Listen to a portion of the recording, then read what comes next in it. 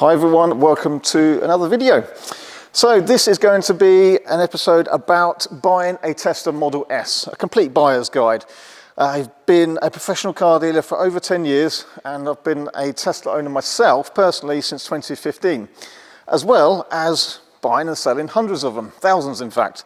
So in this video I want to talk to you about where you can buy a Tesla Model S from, what to look out for, what problems the cars can have and things to check, but also I want to cover briefly the topic of free supercharging. It's a question that always gets asked. Does this car have transferable free supercharging or not? And I'll run through some of the different kind of versions over the years, the different optional extras, and try to explain to you everything you should need to know if you're buying a Tesla Model S. Okay, so where do you buy your used Tesla from? First port of call might be Tesla themselves. So they sometimes have pre-owned stock, sometimes they actually don't. Now, the main downside with Tesla is you can't actually view the cars before you buy. You have to buy them online. It's a fairly anonymous buying process, and you don't get to look at different examples or sit in the car that you're trying to check it's nice and smells good and all that kind of thing. On the plus side, sometimes they can have an extended, more comprehensive warranty. But on a negative note, if the car originally had free supercharging, they'll remove that, so that will not transfer to the next owner. Whereas if you buy a car either privately or through an independent dealer like ourselves, it will have any free supercharging allocated to that car can carry over to the next owner. But we'll talk about free supercharging a little bit more further on in this program. Okay, second option might be to buy privately. Again, pros and cons really. Buying privately, you can get a great car at a great price sometimes. On the negative side, I think you've just got to be really careful. You've got to make sure you do all your checks on the car, very thoroughly inspect it, because you probably won't have any real comeback after buying the car if there was any kind of issue. You've also got to tackle the subject if the car has existing finance on it. You won't be able to take out finance on the car you're buying because to do that, that has to be sold from an FCA registered dealer with a full license. You've also got to expect that the car probably won't be prepared to the standards that a professional dealer would have it prepared. So we refurbish all the cars, make sure they're really great condition, refurbished wheels. But buying privately, the seller probably wouldn't be doing that kind of work necessarily. So again, pros and cons, it can work, be really careful and make sure that it is a good deal. You'd be surprised, sometimes it's not always a better price than you can negotiate with a dealer for. Okay, so of course the other option is to buy your Tesla from an independent dealer. So my advice here is probably to say, well, make sure they're a professional dealer, a professional company, because there's a lot of car dealers out there now, but are they a professional company? Registered, professional premises. You want to see they've got good long-term and honest reviews on places like Auto Trader and Google. You want to check that they're perhaps a member of a trade body, or maybe also members of trading standards. We support the Trading Standards Buy with Confidence scheme. And these are all signs that you really want to look for so that if there was any issue or any dispute, you know that you're with a company that will act professionally and handle that as it should be. And ultimately, you've got confidence as a buyer that you had recourse if there was any serious issue or dispute. You want to really also make sure that the cars undergo some kind of inspection process. As a dealer, you should do. So we run through a 125-point checklist on every car, checking mechanical components, tyres, all the lights and items like that. And that should be available, and it's certainly available from us for a buyer to see. You also want to expect, when you're buying from a dealer like ourselves, that the car's presented well. I mean, we go through each car and refurbish them. We make sure there's no scuffs on the wheels, the bodywork's nice and shiny, the interior is perfectly clean. If there are any items to address them, we always do that as part of the preparation process. And I'd also say if you're looking to buy with finance, and you will need a company, again, a professional company registered with a full FCA consumer credit license so they can handle finance. Many companies, including ourselves, may have a finance company that they can recommend and quote for, but we can also work with any finance company if you had a preference out there. And then it's down to really experience. There's a lot of dealers out there now selling Teslas. There's a lot of Teslas on the market, but is that dealer going to give you the experience and advice you will need during the buying process and after? I think especially if it's your first EV or first Tesla, the ability to ask questions and get accurate and good answers is really important. It also counts a lot towards just making sure you're getting the car that you're expecting. I've seen loads of false adverts saying that this car's got free supercharging and it won't for the next owner. So there's a few areas that can catch the inexperienced out. So independent dealers are a good option with then the backup and buyer consumer rights. Well-prepared vehicles with a full professional service. And certainly here we've got a really great experienced team behind us to help people all the way through, and always a great selection of cars. So you can actually come and view different colours, different trims, different options, and have everything explained to you all through the whole buying process and afterwards. Okay, let's run through a little bit of the sort of brief history of time of the Model S. Hasn't changed too much over the years, but there's a few things to know. This particular example here next to me, which has just come in, this is a 2014 car. We first saw them in this country in June, and one of the main notable differences with the very early cars is there's no option for autopilot. There's no cameras in the windscreen, and there's no radar in the grille here. And this one here is a 2015 car. It has the cameras in the windscreen and the radar down here. So this car is autopilot capable. And I'll go through the different options and how autopilot works on different areas of cars separately in a moment. So these cars are both from 2015, but this car has the earlier version of the seats, and this car has what they call the next-gen seats. And it's basically got some slightly bigger bolsters. I'm perfectly comfortable in the earlier seats, but some people prefer the bigger bolstered seats, what they call the next-gen seats. So during 2016, we saw the introduction of the facelift, and it really is kind of that. So we've got different headlights, different bumper. The bonnet's actually different. You can't just change the headlights and bumper to make it look like a facelift. But that's the main difference that came with the Model S in 2016. And with the facelift also came a center console section as well. So then we get to late 2016, and one of the main changes there is that they started fitting some extra cameras to the car. So this is a facelift car, but earlier, where it doesn't have any camera here.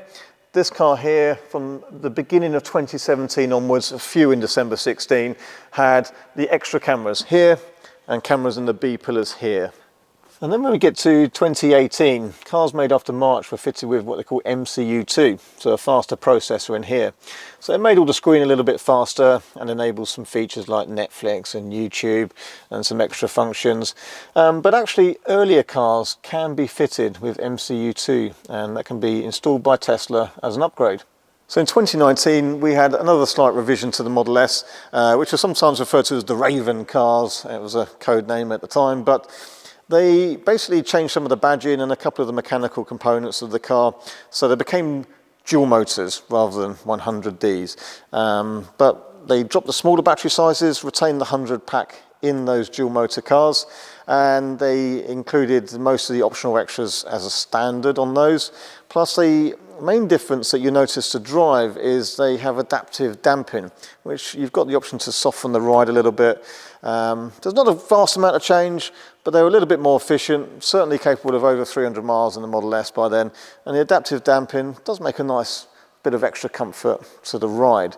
So they're quite good, but that's going to be it now until we see the revised model sometime in 2022. Tesla haven't offered too many colours over the years. This one you won't see too often. This is an original dark blue. All the newer cars are what they call deep blue metallic, which is actually lighter than this colour. This one's multi-coat red. This grey colour is called midnight silver metallic. Now, I really like this colour. When you see this in the right light, it actually sparkles with lots of different colours like blues and greens in the kind of metallic part of the paintwork. This is a popular colour and I do like it myself. Okay, so there's black, which is solid black, but there's also a metallic black called obsidian black. And you can see the difference up close. Now, black is a little bit of a harder colour to keep. It always shows the dirt straight away, and you have to wash it very carefully and not get those swells. But I do like them in black.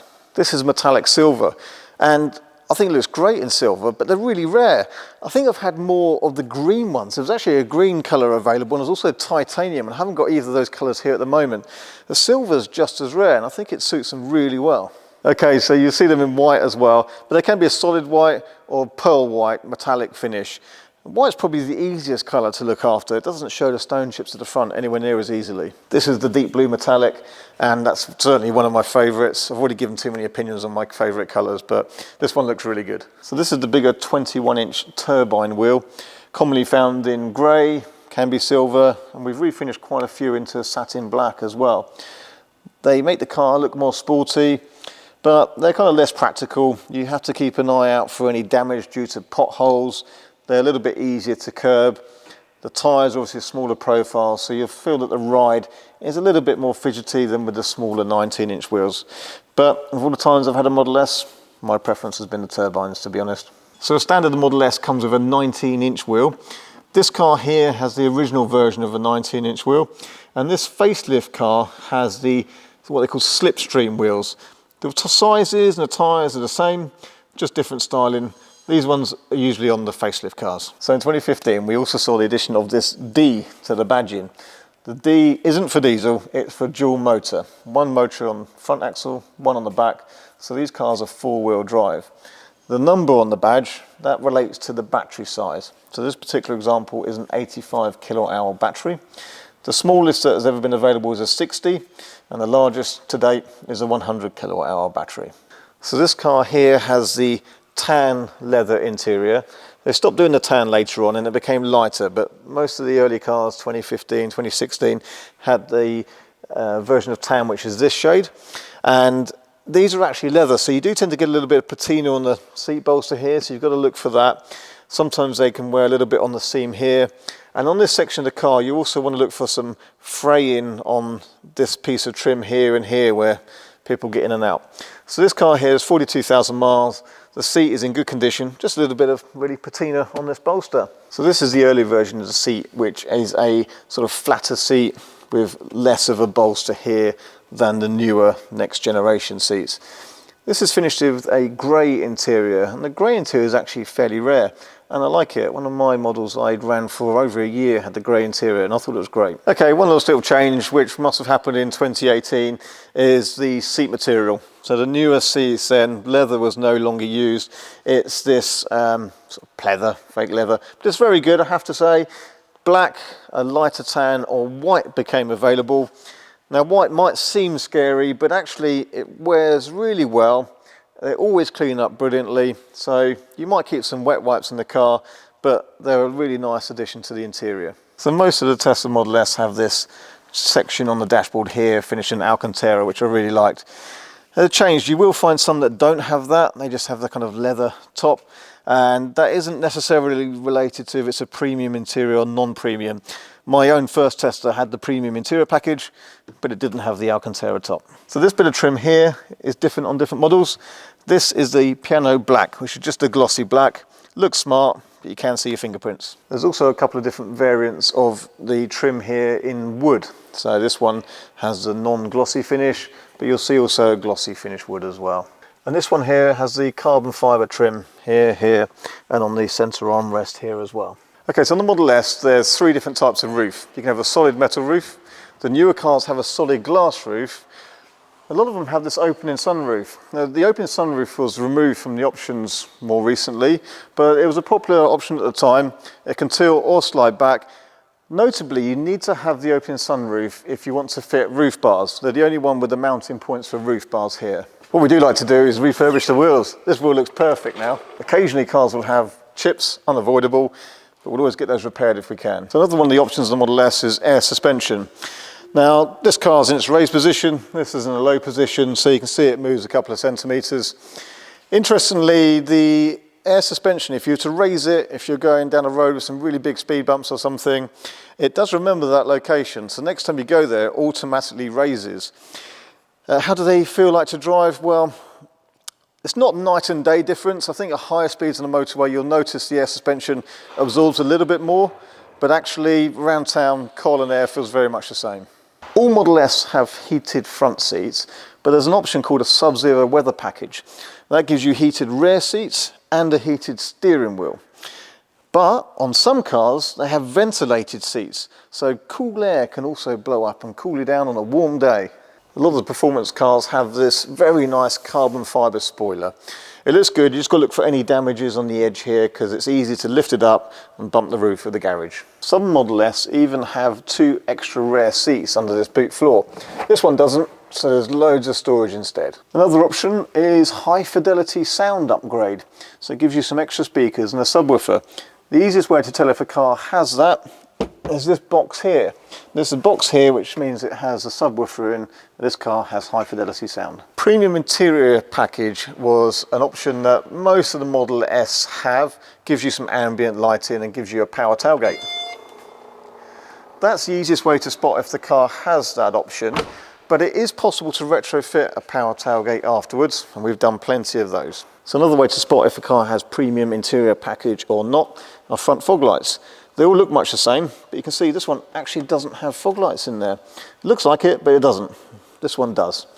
No premium interior package, premium interior package. Okay, so I need to talk to you about Autopilot. And I'm going to try and keep this fairly brief. There's a bit to cover, and I'll try and explain it as best as I can, but do check in if you have specific questions. In short, you've got to check really carefully what the car has and that it meets your expectations, because some people are misled by this.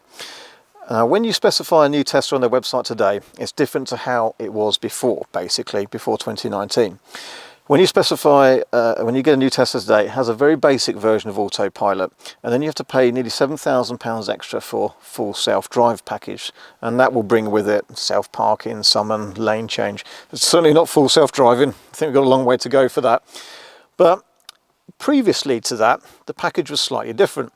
So let's start from the beginning. 2014 cars didn't have it, couldn't have it, not until very late in 2014 when they were fitted with the radars and the extra cameras up here for the Autopilot 1 system. And Autopilot 1 I had for ages, loved it, worked really well. Keeps a distance, keeps the car in a lane, you indicate, it changes lane. Now when you bought that software then, you also got self-parking and summon, which is where you can pull it out of the garage using your phone. Great gadget, although to be honest, I've rarely used it. When you get to 2017, we have the Autopilot 2 cars, and I mentioned earlier that they then have the extra cameras in the wings and the B-pillars. But it's much the same. The cars can have the hardware, but you do have to check the software has been bought and enabled. Now, you can check that off a specification sheet, and also you can get in the car, controls, software, and it should tell you that it's got Autopilot enabled. It's often called Enhanced Autopilot, Autopilot 2. And again, part of that package then was the radar, cruise control, lane keeping, you indicate, it changes lane for you, and it also has summon. It was only later on that those items were removed and put into the full self-driving package. But earlier cars could still have full self-driving too. That was an extra bit of money to pay. This particular car has it, and I know that because I've come into the vehicle here and it says full self-driving capability. In essence, it doesn't add too much. It doesn't really add much at all over Autopilot 2 right now, but it kind of future-proofs the car.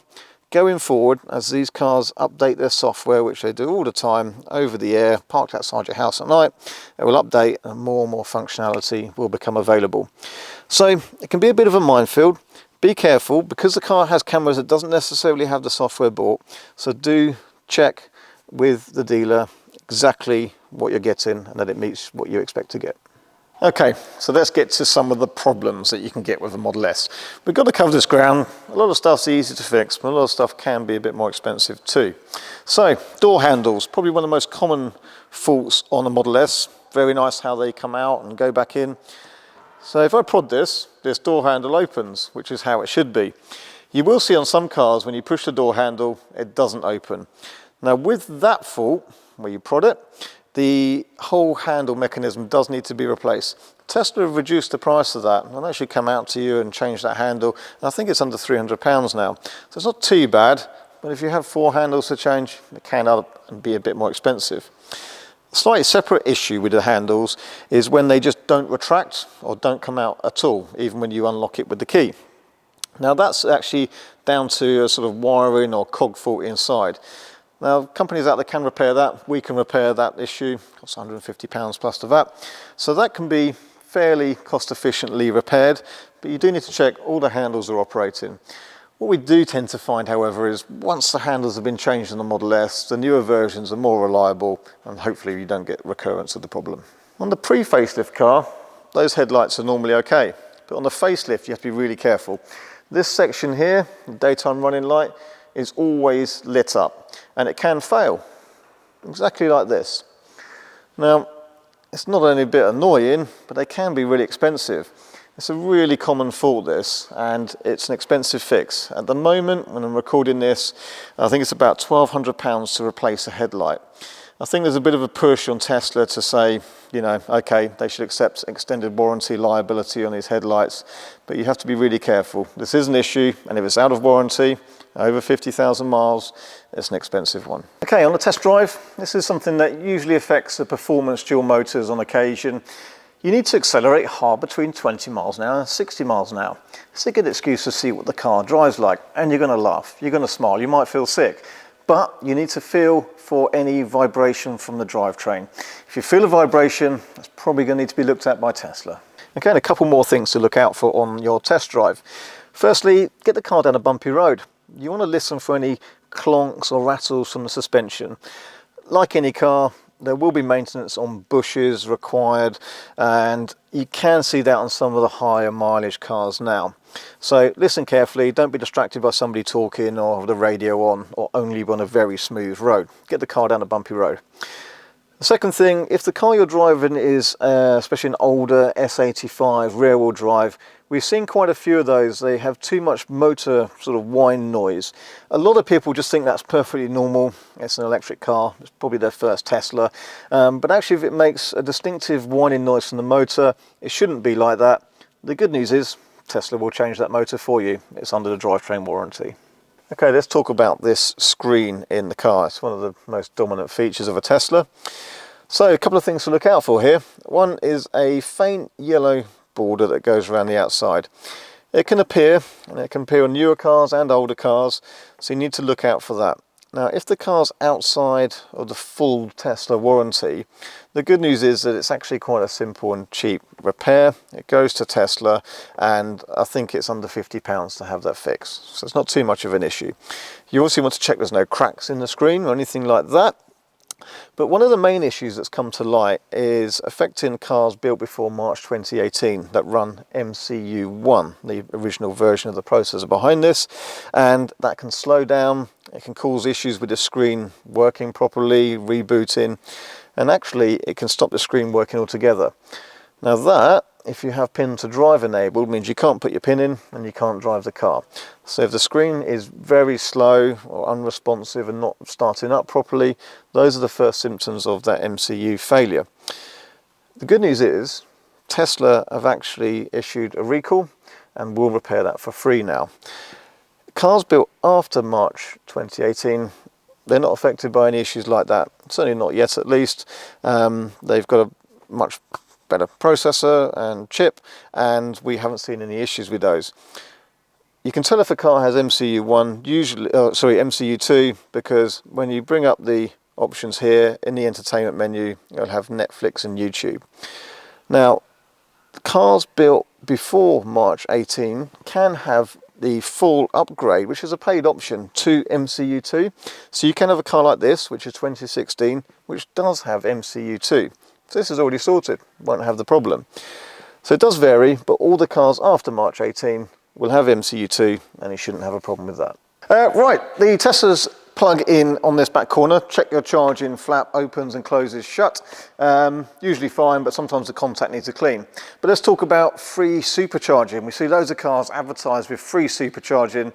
I see every day where actually they won't. So I'll try and explain it and keep it fairly brief. Cars up until 2017, they had to be ordered before the end of 2016 originally, had free supercharging, one of the selling points of a Tesla, and that can carry over to the next owner. Broadly speaking, there's some cars that roll into 2017 that will then have that free supercharging that's transferable, but beyond the first couple of months of 2017, you need to assume the car does not have any free supercharging, no matter what the advert says, unless you see specific written evidence from Tesla. Loads of people advertise free supercharging because the first owner does, but it will not transfer to the new owner. But there's also another catch. Say you're looking at a 2015 or 2016 car, which normally would have free supercharging that can be inherited. If that car has been retailed by Tesla at any point, maybe the second owner bought from Tesla, Tesla could have removed free supercharging from that car. So it's not necessarily just about how old the car is, it's about whether Tesla have retailed it since. So be really careful with that and make sure you know exactly what it's got. Okay, let's mention the brakes briefly. Not normally an issue, but you want to just check that they're in good condition.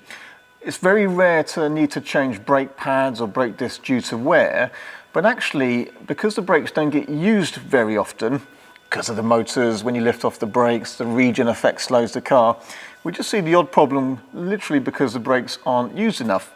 So you need to have a look at the condition of the discs, make sure they're okay, and all the same. So if you see one disc on a car is a bit rusty, then maybe the caliper's sticking. Occasionally you can get cars where the pedal's a bit soft and travels a long way down. And you also want to make sure that when you're braking from a higher speed on your test drive, that the brake is smooth, no vibrations through the pedal. So not commonly a problem, but just something to be aware of. And if you own a Tesla, just make a point to use the brake sometimes, because it needs it. Keeps them clean, keeps them working. The Tesla Model S is aluminium, which makes them a little bit soft. So get a good look down the car and look for a nice even reflection, that it's all nice, good quality paint, but also look for those little dings that can very easily happen in car parks. Of course, one of the first things you're going to do is just have a look at the condition of the bodywork. It seems fairly obvious, it's what you're going to do. A couple of stone chips on the front of the small, fairly unavoidable. But it's really important to see the car in good lighting. Don't be fooled if it's outside in the rain or in poor lighting. You need to have a really good look around the bodywork. One of the main things you need to check for, especially with silver cars and the red cars, they're very hard colours to paint match. So if this wing here has been painted and it hasn't been done really well and blended into the door, you'll see a slight shade difference between here and here. So look very carefully, standing back, for any shade differences between the panels. You will sometimes see a difference between the bumper and the wing, plastic and the metal. That's quite normal. It shouldn't be too much, but a slight difference there is normal. But stand back. And a little tip I found is if you look at the car through a camera, even on your phone, sometimes that highlights that shade difference a little bit more. So give the car a good inspection in good lighting, make sure you're happy with it. Okay, so some of the cars, as we mentioned, have air suspension. Not a common problem with those, but we have seen one or two cases where when the car's parked for a few days, it can start to sink, maybe on one side, maybe in one corner. And that means you've got a leak, and that means you might need another one of these. And that starts getting a little bit expensive. So it's not a common issue, but if you do see a car sinking, you do need to get it resolved. If you leave it, it means the compressor's working harder, and that will eventually overheat, and then you'll have a more serious issue on your hands. Okay, so if the car has an opening sunroof, you need to check that works smoothly. It can be a case, because there's no servicing routine for a Tesla, that these don't get lubricated as much as they should be. So you need to check this opens okay, runs smoothly. If it doesn't, it normally just needs a bit of grease in here. The other thing to look out for, not particularly common, but we have seen it, is any moisture on the top of the A-pillar here. Sometimes the drainage channels can block, and then water that goes into the sunroof should go down the drainage channel, can cause some moisture to come out and affect the line in there. So do look for any dampness inside on the A-pillar and also a little bit on the boot. As with nearly any Tesla, you want to look out for any moisture in the tail lights.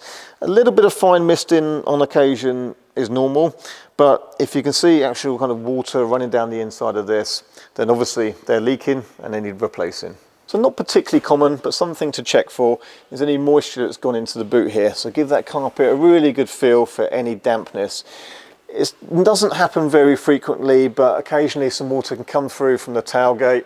The vehicle should have these newer version of the drain bungs in here, but if it doesn't, moisture can build up and then eventually with heavy rain come through to the boot. Now, Tesla trim along here and along here sometimes doesn't line up perfectly like some of the German brands, but to be honest, that's perfectly normal.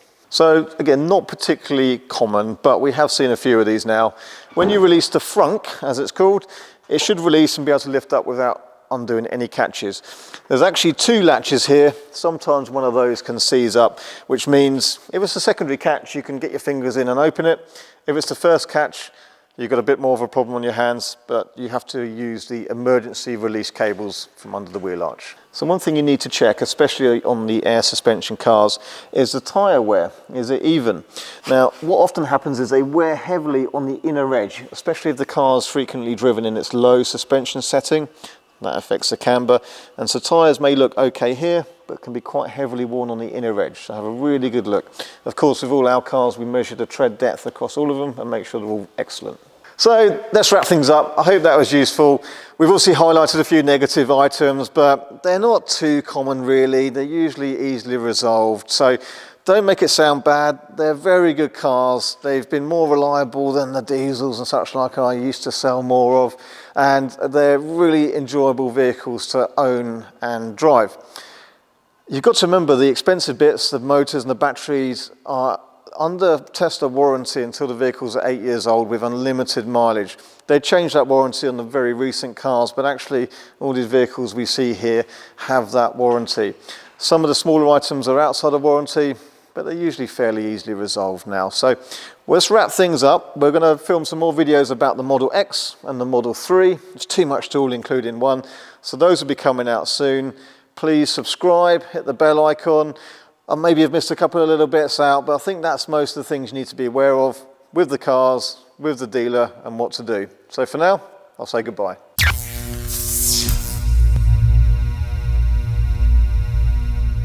Thanks for watching. So one of the next videos will be about Model 3 Buyer's Guide and Model X Buyer's Guide. We'll get those made and out as soon as we can. Do let us know in the comments any questions you have, any other videos you'd like to see, and we'll do our best to fit that in amongst other busy day-to-day schedule that we have. So lastly, I would recommend following us on Facebook, Instagram. We post daily storyboards for all the general day-to-day stuff and the travels we're doing and efficiency comparisons and everything that we're up to here. It's a busy place. I'd also like to just make you aware of our chosen charity, seesaw.org, a great charity. So if the opportunity arises, please make a donation to Seesaw.